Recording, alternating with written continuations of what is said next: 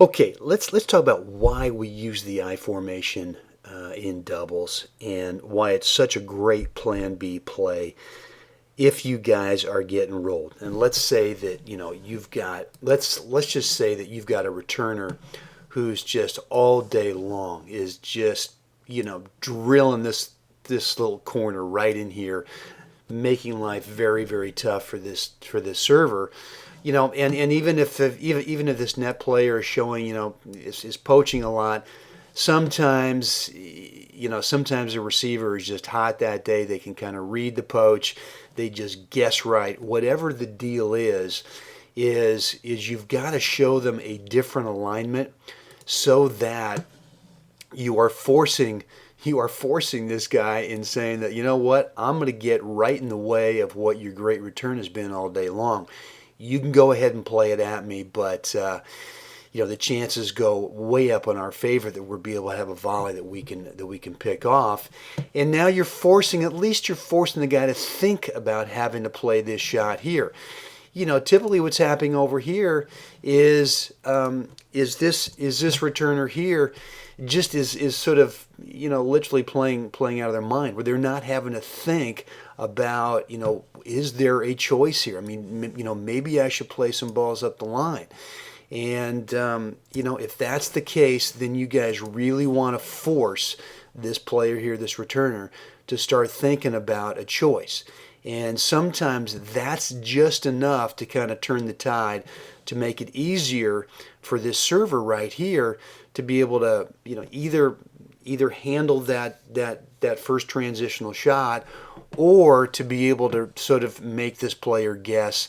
And frequently what happens sometimes is if you show the good fake out here, they might think that, well, okay, this player's really going to cover this shot, so I got to go here.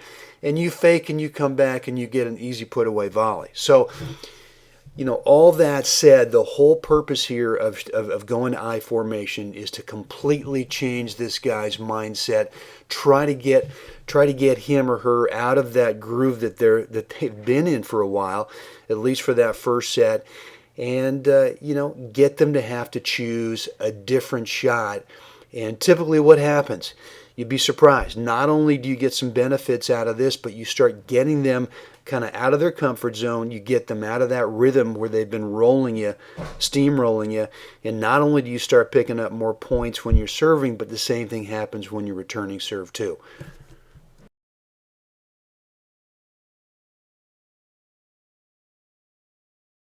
Okay, I want to talk to you about the starting positions of the I formation for each player. And let's start with the server. And typically when you're serving in the standard formation, you're really much closer to that single sideline out wide than you are with the I formation. The I formation literally is where you're going to start as you would in singles, much closer to the center hash mark here, because there's a real good chance that you're going to have to cover to the right side. For example, if you're serving here to the ad court, it could be that your partner who's straddling that center service line, which I'll show you that position in just a second, is that they may be staying there on this play, and you may now have to cover over here to your right. If you start too far out here, as you traditionally would in doubles, you'll never be able to get over there. So where I want you to start is really more where you play singles from, or where you serve from in singles, which is typically right here next to this hash mark in here. And I'm going to show you now where your partner is going to set up at net, and you're really, for most of the time, going to be serving almost directly over the top of them. Okay, I want to show you now where the net partner in this I formation starts from. And I put the camera as if you're the server, you're my partner, and we're going to go ahead and serve to the ad side. And as I said before, you just start as you traditionally would, very close to the center hash mark here, as you would in singles. If I'm your partner, what I'm going to do is I'm not going to go and play the Aussie style, which means that I get placed all the way over here to your left. And the reason for that is it's really tough to be able to cover over here if that's the play that we've got. Now the standard play is, you know, you're a little further out, and I'm going to be more in the middle of the service box here. In this I formation, what I'm going to do as your partner is I'm going to straddle the center service line. It's right here between my legs, and I'm going to get down in a position so that I'm ready to move to my right as a fake, ready to come back, and then maybe even if the play is such that I'm going to cover over here, that I can efficiently get over there. For the most part here, you've really got to make sure you've got a kind of a nice sort of rainbow high kicking type of serve so that you're going to be serving over the top of me. All right? This is the position I want the net player in so that you can show the fake, and we'll be looking at that in just a little bit. But if you start too much over to your left here as the Aussie, in this Aussie formation, you can certainly cover this side, but realistically it's really tough to get over here if you're going to cover to your right if we're serving to the ad court. So again, straddling this center service line, you're getting down nice and low. I like to face the returner rather than really literally facing the center of the net here. As I turn a little bit here, if we're serving to the ad court, I get down low, ready to show my fake, ready to poach, and that's where I want you to start if you're the net player in this I formation serving tandem. Okay, now let's take a look at the voiceover video I have for you, where I'm going to further explain where the server starts and where the net player starts in this I formation.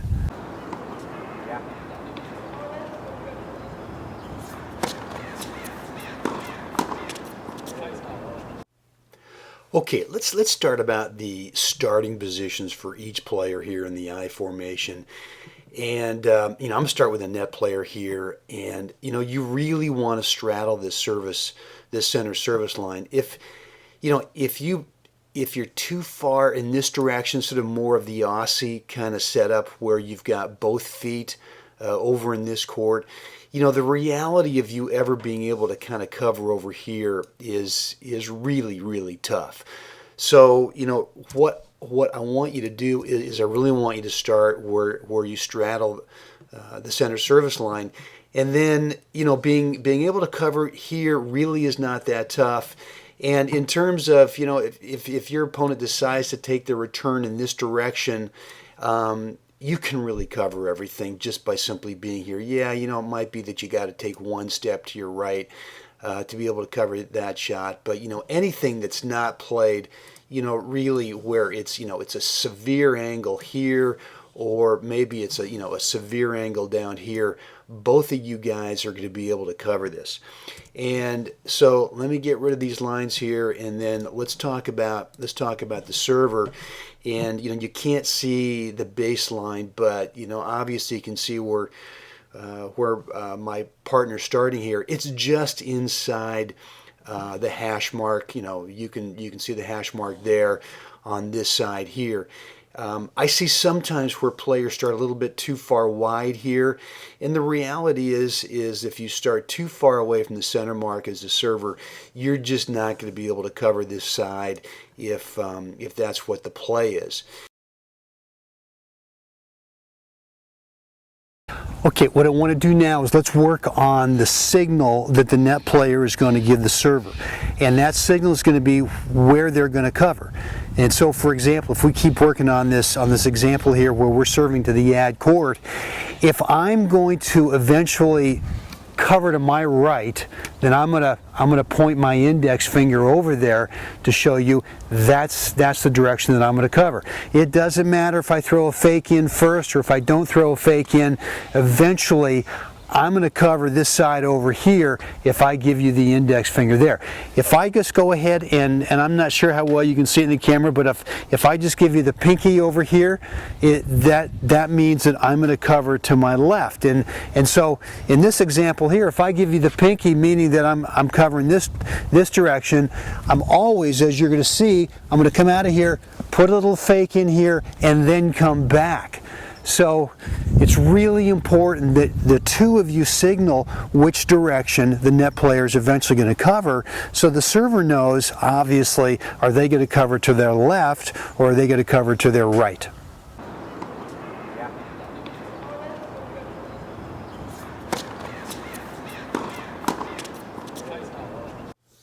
Okay, so now that we've got the positions of both the net player and the server down here, I want to talk about the signal. And either you're going to move over in this direction, or if you decide to stay here, you're going to stay pretty much where you start.